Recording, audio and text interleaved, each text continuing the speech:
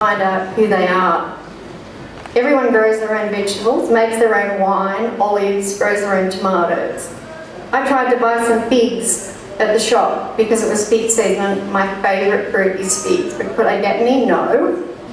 You have to get them off your own tree. So I tried to beg, borrow and steal some figs.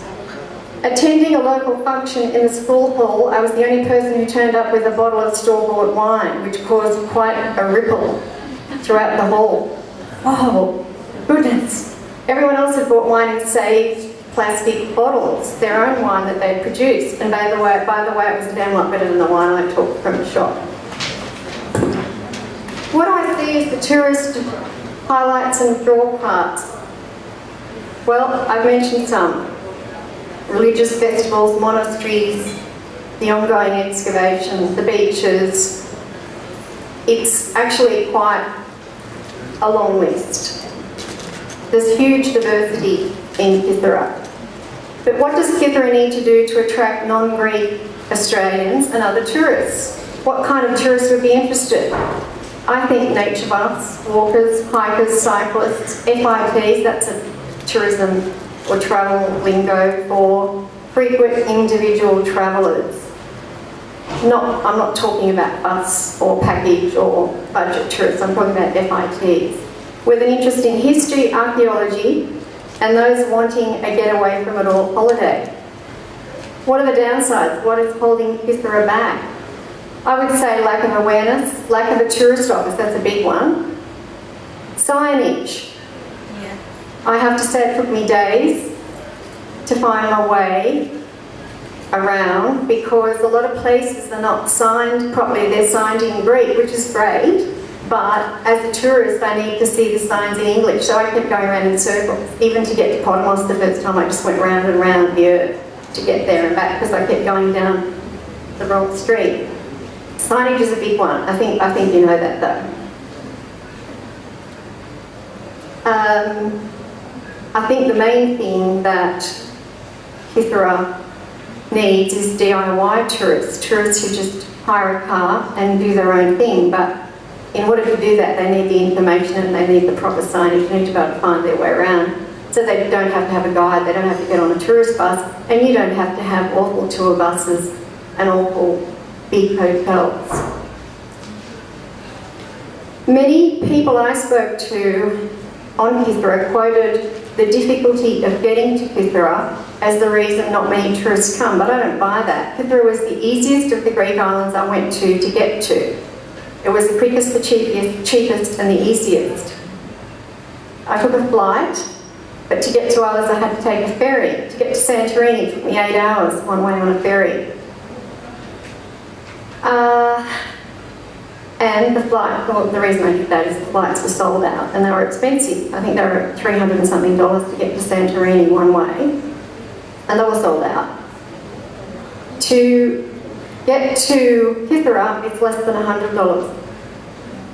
I hopped straight off a plane from Istanbul and onto the flight to Kythera. There's a need to promote, oh here we go, this is more of Anita and Albert, the Dutch couple, that's more of their place.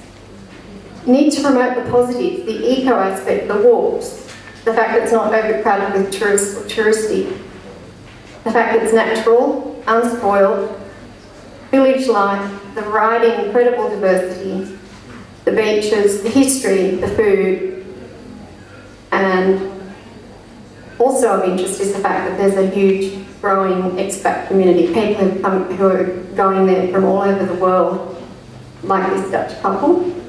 And I also went to an evening at the home of a couple. She was from Malta and he was from Greece, and they're building a house there as well. So it's attractive to a lot of people who want to get away from it all. I think in the future, Kythera is going to become more attractive if it doesn't overdevelop, because nobody these days wants to go and stay in a big hotel, a glitzy glass and marble hotel. Everybody wants to go and stay somewhere natural, somewhere rustic, somewhere with all the mod cons, but somewhere that is basically back to nature. Promising new developments, as we've seen. Helen Zizopoulos' villas, Anita and Albert Block's guest house, Zenonas, Fos Decoros, Forest, I don't know whether I said that right, the traditional guest house that they've got on the outskirts of Aranyatica, and the Zorro campus, built by Lambros Frillingus. We saw him before.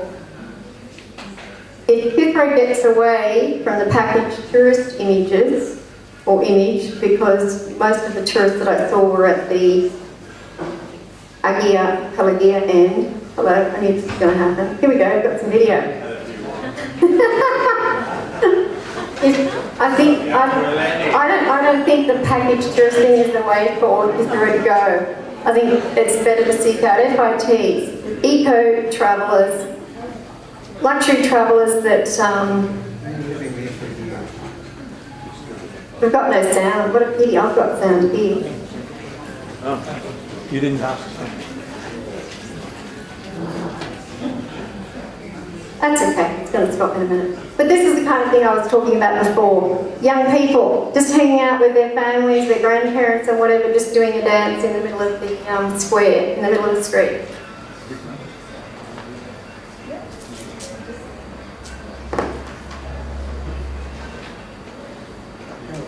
But new upmarket accommodation is coming online, and it needn't be something that is intrusive or is going to spoil the environment or the landscape. The kind of, the three properties I showed you are really low key. They're natural, they're built with stone, they're very sympathetic to the traditions, the building traditions of the island, and they're not going to bring in masses of people on buses. So that's in my opinion, the way to go. Other key points, the food. Maybe what you need is a food trail or a food map. Places you can go to try the oil, the honey, the wine, the seafood. Something like an eat your way around Pithora. So I think there is a need for a good tourist map or a travel or tourist guide to Pithora. The association could start to utilise social media, promotional ads and videos, such as the one that John Fadoulis did, the aerial, and I think there's a couple of people who've done the aerial things. They're quite amazing. They could be used to promote Pithora. And above all, I think Pithora needs to target specific niche travel interest groups, such as photographers, walkers, bird watchers, cyclists, maybe the kind of person who likes to go on a holiday and cycle. Cultural groups, such as the Art Gallery of New South Wales, university-run tours, are always looking for new places to go, especially if they involve archaeology and history. Anita and Albert, the couple I mentioned before, the Dutch couple, are promoting olive oil picking stays and mindfulness retreats. So people actually come to do those two things there. Once again, FIT travel with car hire to me seems the logical way to go. But people need better direction, maps, advice, itineraries, and even lists of best restaurants to go to. I know that I found it a challenge. I tried a lot of bad ones before I found the good ones.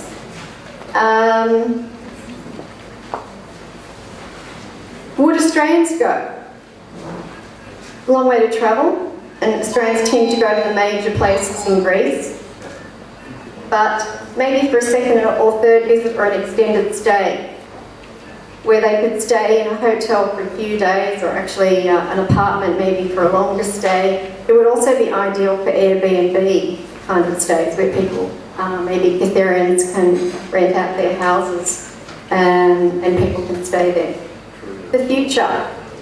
As I said, restaurant guide would be great. There are some good restaurants on Pithora, familiar? Oh yes, the Cretan restaurant is in Fratsia. The chef there is Bijanis Bulgarakis, and his speciality is stuffed onions Cleftico, Parama Salada with split peas. There's also Piero in Levadi. Filio in Kalymnos was great as well, especially their stuffed vine leaves with egg and lemon sauce. And there's a new one that's opened up in Milipodimo called the Leech. I think it's called the Leech, something like that, Delhi, the Leech.